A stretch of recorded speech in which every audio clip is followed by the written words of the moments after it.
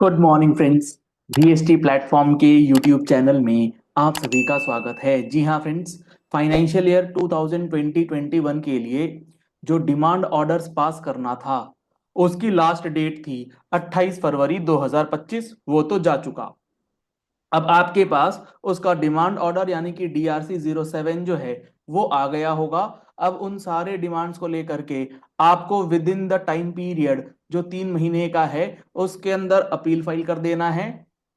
Rectification लगता है, आपको रेक्टिफिकेशन फाइल कर देना है। अगर आपको लगता है कि आपका टैक्स बनता था तो जो भी अमाउंट डिमांडेड है वो आप पेमेंट कर सकते हैं। आप अपने कंसल्टेंट, अपने प्रोफेशनल से बात करके समझ करके चीजों को जितनी जल्दी हो कर लीजिए। लेकिन अब यहां पर एक जजमेंट आया है जो फाइनेंशियल ईयर 2020-21 और उसके पहले का 17, 18, 18, 19, 19, 20 तो ऑलरेडी अभी चल ही रहा है सुप्रीम कोर्ट के अंदर हियरिंग्स।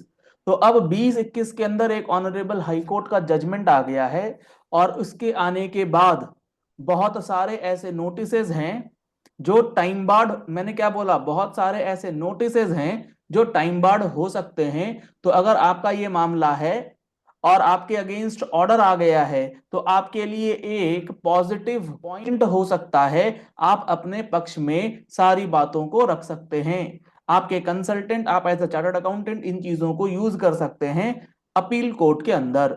क्या है पूरा जजमेंट, क्या है उसका एनालिसिस और कैसे आप इसका बेनिफिट ले सकते हैं, सारा कुछ आज के इस सेशन में हम लोग डिस्कस करेंगे। इसके पहले आप इसके पीछे का थोड़ा सा बैकग्राउंड समझेंगे तो आपको चीजें जो हैं वो समझ में आएंगी कि किस तरीके से अब यहां पर आपके लिए सारी चीजें जो हैं वो हाई कोर्ट ने खोल दी हैं। जो आपका फाइनेंशियल ईयर 2021 के लिए था ना, उसका सो कॉज नोटिस जो इशू होना था उसको लेकर के बहुत ज्यादा डिस्प्यूट हुआ है। क्या है डिस्प्यूट, थोड़ा सा मैं आपको बताता हूं ताकि आप भी चीजों को रिलेट कर पाएंगे। और ये सारी बातें जो हो रही है ये हो रही है किसके लिए? Under section 73। 74 में कोई डिस्प्यूट नहीं है, उसका तो टाइम ही अभी बचा हुआ है। जो ये टाइम पीरियड पार हुआ है, ये जो टाइम बार्ड हुए हैं मैटर्स, ये हुए हैं वो मैटर्स जो सेक्शन 73 में है, यानी कि नॉन फ्रॉड केसेस में। अगर सेक्शन 73 की बात करें तो for the financial year 2020-21 SCN जो इशू किया गया है show cause notice under section 73, वो किया गया है 30 नवंबर 2024 को। इसको लेकर के डिस्प्यूटेड था, ये मामला डिस्प्यूटेड था कि आपका जो ये सो कॉज नोटिस है ये 30 नवंबर को आया, इसका मतलब ये टाइम बार्ड है। अब ये टाइम बार्ड हुआ कैसे, इसके लिए आपको थोड़ा सा प्रोविजन समझना होगा। सेक्शन 73 क्या कहता है? सेक्शन 73 कहता है कि किसी भी फाइनेंशियल ईयर से रिलेटेड, किसी भी फाइनेंशियल ईयर से रिलेटेड अगर आपको ऑर्डर पास करना है अंडर सेक्शन 73 तो वो आपको कब तक कर देना है? Last date of passing the order. Last date of passing the order क्या दिया गया है अंडर सेक्शन 79 73? वो दिया गया है 3 years from the due date of annual return for that financial year. यानी कि 20-21 की अगर बात करें तो 20-21 के लिए जो आपका ऑर्डर पास होगा 73 में वो 3 years from the due date of annual return होगा।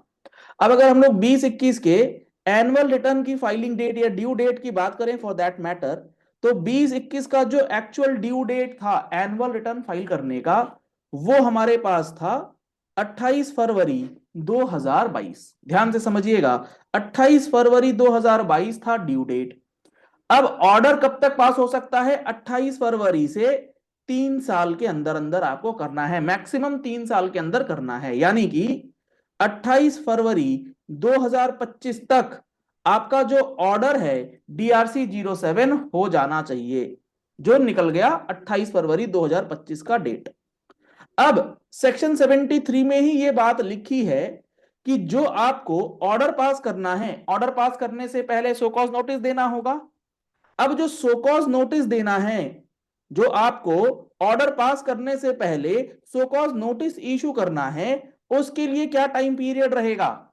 उसके लिए टाइम पीरियड रहता है at least 3 months before at least 3 months prior to order passing date, यानी कि 28 फरवरी 2025 से कम 3 महीने पहले आपको नोटिस इशू करना है इन डीआरसी 1। तो 28 फरवरी 2025 से 3 महीने पहले अगर काउंट करी जाएंगी तो 28 फरवरी से लेकर के पहला जो मंथ होगा, यहां वर्ड मेंशन किया गया है मंथ्स, यहां 90 डेज नहीं है, इस बात का इंफेसिस हाई कोर्ट ने भी लिया है।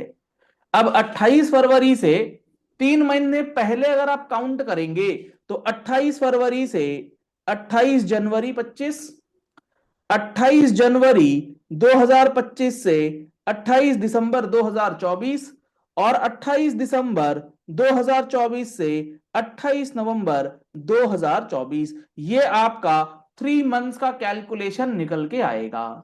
यानी कि अगर आपका सो कॉज नोटिस 28 नवंबर 2024 या उससे पहले के डेट का है तब तो वो टाइम बार्ड नहीं है, लेकिन अगर आपका सो कॉज नोटिस 30 नवंबर 2024 का है, क्योंकि बहुत सारे केसेस में ये कंफ्यूजन जो आया है कि 28 नवंबर डेट नहीं है 30 नवंबर डेट है, तो 30 नवंबर की नोटिसेस इशू करी गई हैं। हाई कोर्ट ने कहा कि ये 30 नवंबर की जो नोटिसेस हैं ये इनवैलिड हैं, ये टाइम बार्ड है। और बिल्कुल सही है कि 3 महीने का टाइम 28 नवंबर 2024 को ही एंड हो रहा है। तो अब आप इस पॉइंट को अपने अपील के अंदर यूज कर सकते हैं, अपने कंसल्टेंट से ये सारी चीजें जो है आप डिस्कस कर सकते हैं। अगर मैं आपको ये ऑर्डर दिखाऊं तो इसमें इन्होंने क्या बातें लिखी हैं।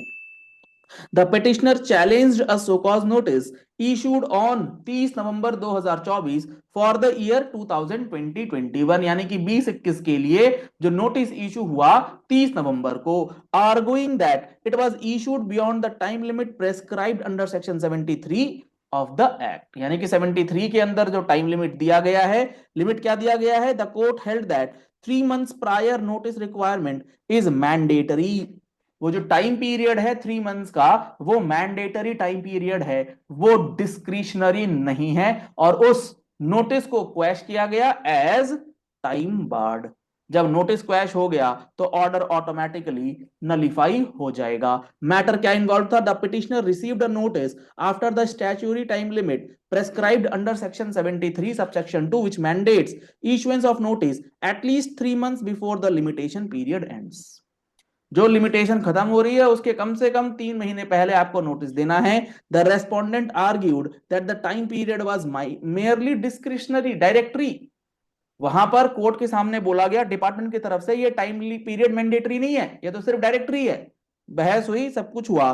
The court found that the statutory time limits the tax payer and the rights can not be treated as directory. तो वो टाइम लिमिट किसी भी हालत में डायरेक्टरी नहीं हो सकती। The court ruled that the time limit specified in section 73 is mandatory and any notice issued beyond this period is invalid.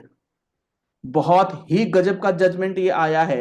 इसको लेकर के हो सकता है डिपार्टमेंट जो है फर्दर सुप्रीम कोर्ट जाए, क्योंकि इसमें बहुत सारे इन्वॉल्वमेंट ऑफ रेवेन्यू अमाउंट जो है वो हो सकता है। हालांकि अभी आज की डेट में स्टेटस ये है कि ये हाई कोर्ट का जजमेंट एक्टिव है, आप इसका इस्तेमाल कर सकते हैं अगर आप लिटिगेशन में जा रहे हैं।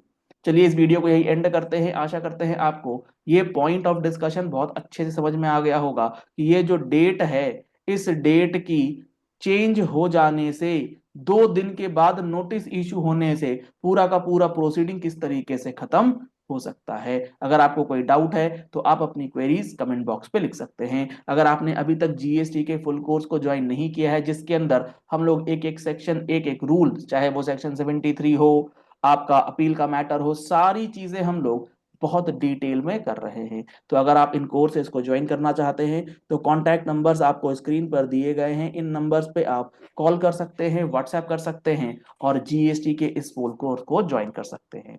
इसमें आपको 180 प्लस आवर्स की क्लासेस दी जाएंगी, live as well as recorded sessions, जिसकी validity 1 year from the date of purchases रहती है। आप इसे अपने मोबाइल एप्लीकेशन, आप इसे वेबसाइट, दोनों जगह पर एक्सेस कर पाएंगे। Thank you and have a nice day.